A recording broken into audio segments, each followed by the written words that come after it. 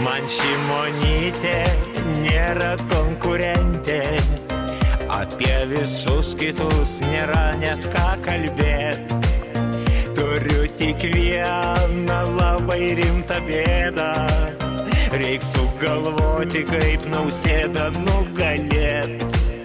Tik pasakykit, ką jums pažadėti, ir aš tikrai jums pažadėsiu bele ką.